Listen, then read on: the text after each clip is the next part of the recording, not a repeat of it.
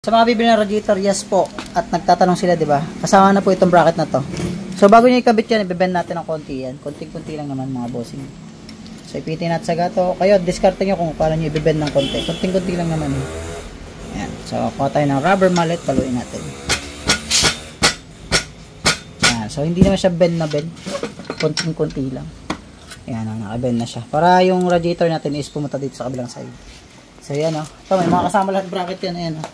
Yan. So, saan nga ba ikakabit yan? Ito pa, may bracket din. So, ito nga pala mga order na to. Yan po, may kasama pang ako. Ano to? Stainless yun. Yan, dito nyo ikabit yan mga bossing. Yan, dito yung ikakabit mga boss yan. Sa loob ha, sa loob. Yan.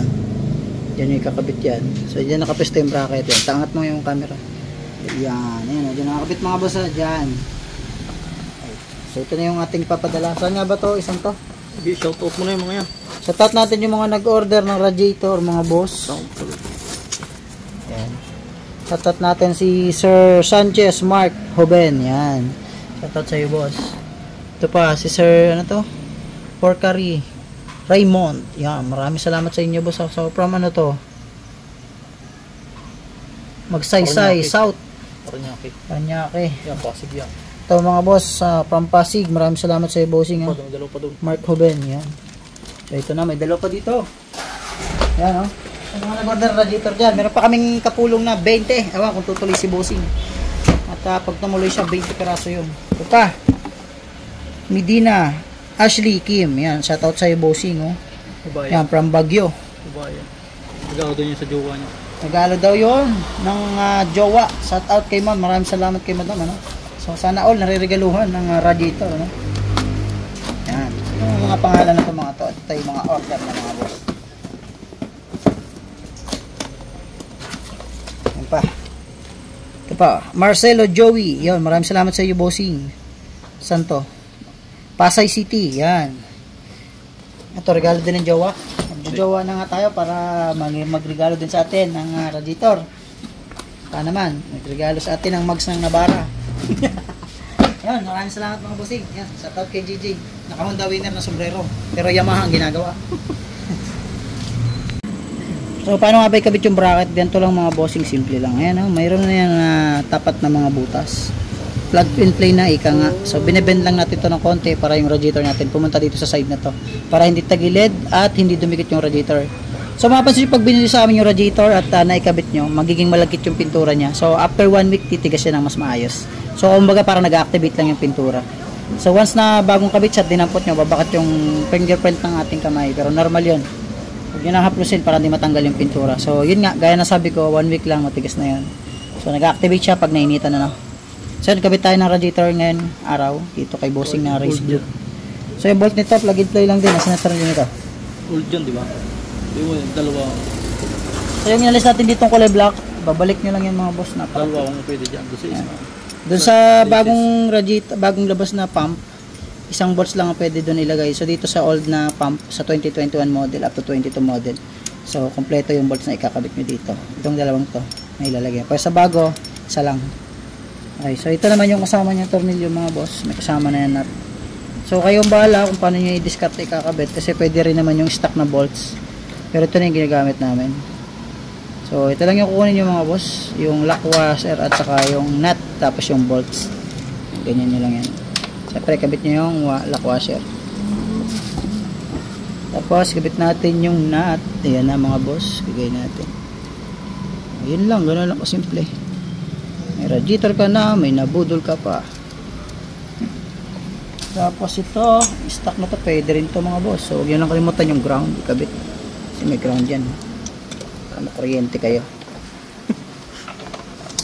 12 volts lang naman yung mga boss. Kilitian gaming lang naman. So, G's nga pala pang higpit niya nung ito. Kung kalimutan, barilin nyo lang hanggang mabilog. Kunti lang mga boss. Sakto lang. Oh boy, di ko na kinabit. Tingin mo, ano mo boss? Impact. Kahina naman impact ko ay. Bulant ha. Yan, kontrahin nyo lang ng G's dito mga boss. Siyempre, try nyo na yung dalawang bolts dito sa kabilang side. Yan. Tapos dito logan nyo, mag-bleed tayo. Yan. Wala. Saka may katanong doon, ano, palit daw ng radiator. Kung palit na rin daw ng pump, sabihin mo, ano, ay ng water pump. So, ganito mga bossing. Halimbawa yung motor nyo ay bago pa lang. Hindi nyo kailangan magpalit ng pump pag magpapalit kayo ng radiator. Tapos hindi nyo rin kailangan magpalit ng pan. Kasi yung stock pan plug and play dyan. Tapos ano pa ba? Siguro kung kayo magpapalit ng radiator at 25,000 kilometers na pataas ang inyong unit, kailangan nyo magpalit ng repair kit bago nyo ikabit yung radiator. Bakit? Para sabay silang matibay, ano? So sabay na brand new yung nakalagay. Kada yung hose. Sa hose naman, pwede yung stock pa rin kahit tumagal to ng 4 years to 5 years, kayang-kaya ng hose na to. So yung tawag dito, yung aftermarket naman kung gusto nyo mas makunat, 10 hose. 10 hose lagay nyo. Nag-bleed tayo mga bossing. Ito yung bleeder niya, hanapin nyo lang itong araw na to. Yan yung bleeder niya. Bukod tanging tunnel yung may washer yun, na copper o kaya ay aluminum washer.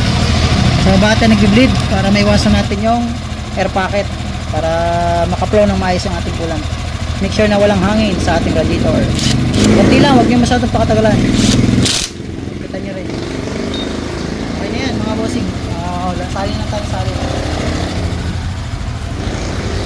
Paano magsalin? Yan. Orin nyo si Jungkook. Salin nyo lang isalin hanggang natapon.